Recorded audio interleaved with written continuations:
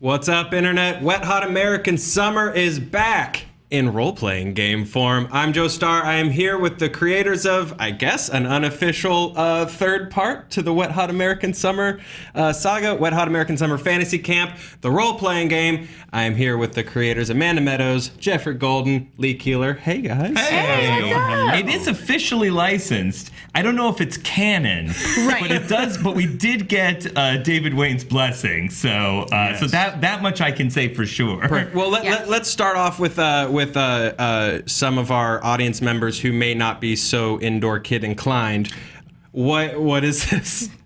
What is this? What is this? Explain yourselves. I'll explain. Well, this is a Wet Hot American Summer Fantasy Camp. It's a role-playing game based on the 2001 classic cult comedy Wet Hot American Summer turned Netflix series. And it is a classic tabletop role-playing game mixed with mini games, like party game elements based around camp activities. That is, that is the best thing I've maybe ever heard. So are you like, are you playing characters from the game, or from the game? Are you playing characters from the movie, or? I hope that more people now think of Wet Hot American Summer as a game franchise. Yeah. Have you guys ever seen Wet Hot American Summer? Oh. The game. The role-playing game. The role-playing game. The role-playing game. The that's movie a show now? Yeah. I'm so glad it's finally a show. And it's so cool. And the answer is both. You can play as characters from the film. We give you pre-made characters that come with the manual, and there's also blank character sheets, and you can make your own character. You can even make your own camp too. You can even design. So we give you Camp Firewood as an adventure you can explore, as a place you can explore. Yeah. But if you want to break out, do your own thing, that's cool too. Love it. To show you a new way.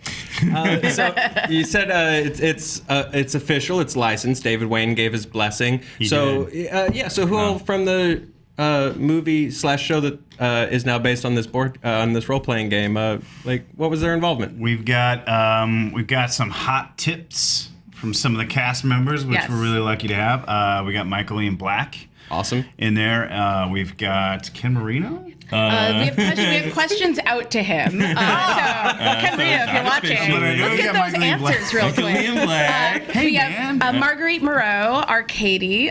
So she gave us tips on how to play as Katie. Yep. And Joe Latruglio, of course. Totally. Very cool. Very important Neil tips. Yes. Yeah. And then David Wayne character. is also doing the foreword for the book, which That's is really awesome. cool. Yeah. That's super fun. Yeah. What was it like being able to sort of jump in and work with these guys on that? Because that's got to be a fun sort of return to the character for them. Like, how would you play Neil in a Dungeons and Dragons setting?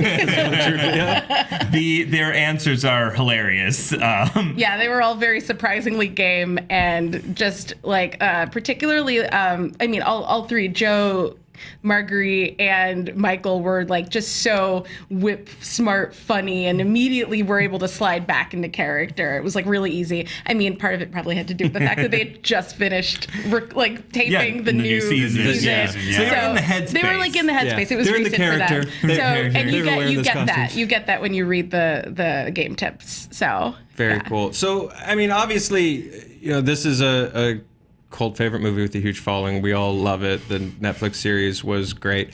Why do people love this movie so much, do you guys think? Like, why does it translate so naturally to a role-playing experience? Which it does. That makes no sense to me, but it really, really does. Yeah. I think there's a universal quality that, first of all, it kind of parodies a lot of 80s boner movies, you know what I mean? And boners mean a lot. Yeah, the boner genre. Yeah, the boner genre. Yeah. So The Criterion Boner Collection.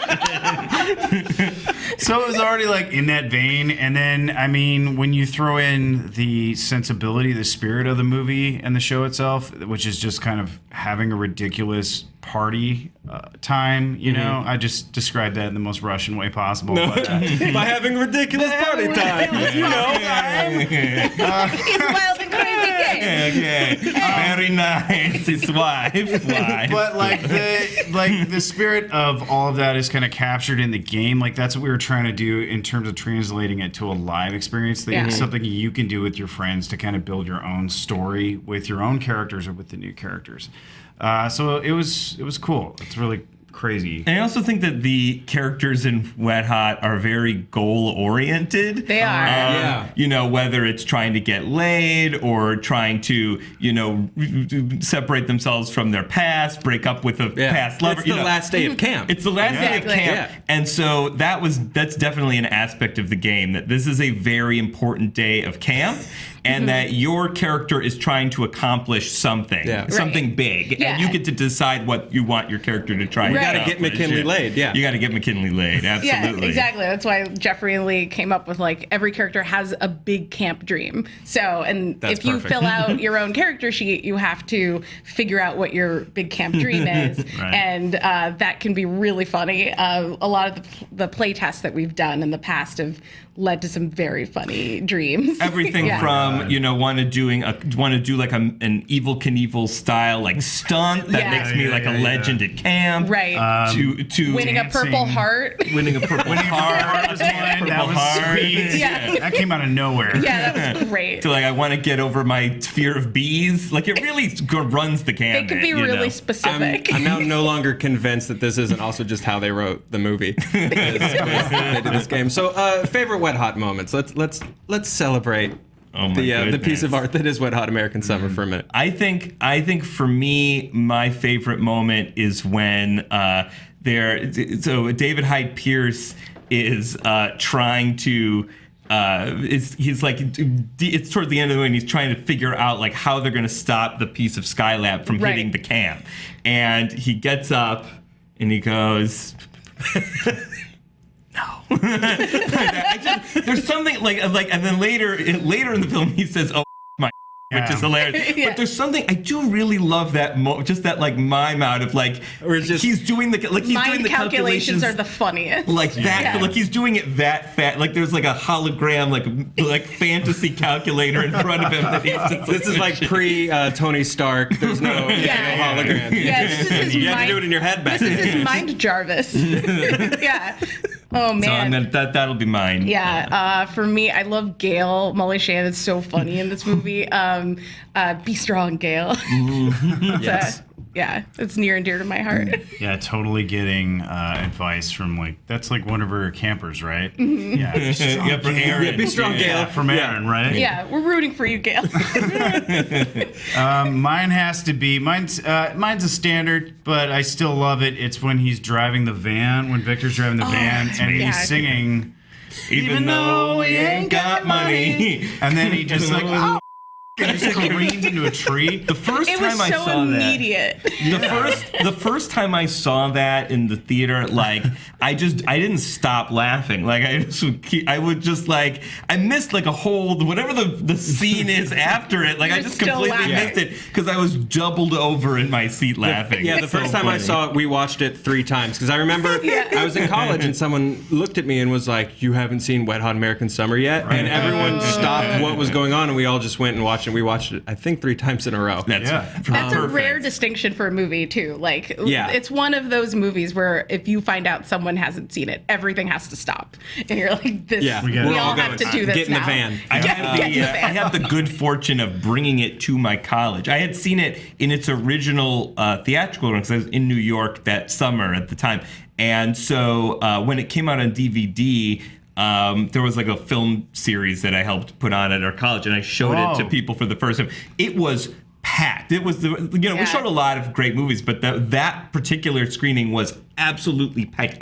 So Everybody cool. wanted to see the movie because everybody had talked about it, but no one had actually seen it at that point. It was hard And- to at the And time. at that, And it's and just- at that Yeah, point, yeah. you know, we all loved like the state and all, and the realization that they did a thing. You know, Did they make an entire movie? What? Yeah. Can we sit through this? Yeah. We had a similar thing. Like I was part of a sketch comedy troupe, and it was all these guys that owned like a terrible house, and they would just screen it on the wall every Great. week until I just Perfect. stopped going over to the house.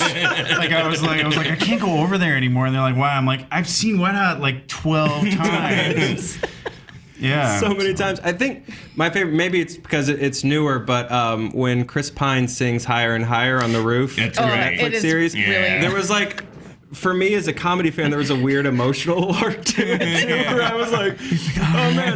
Like earlier, a few episodes prior, you hear him just play like the first couple chords of it, and you go, "Oh God, I know where this is going," and you're just so excited, and then he just kills singing the song. I also really like the battle sequence that precedes that. That's a pretty epic. I mean, that was a pretty epic battle scene for. We all bleed red. I think the money went into Paul Rudd's stunt double crashing the motorcycle and that battle. Totally. Guys, thanks so much for coming to talk to me about this. Where can people find the book? Absolutely. It's on Kickstarter right now. Yeah. We are. Let's make it happen. Let's make it happen. So far, as of this recording, we are close.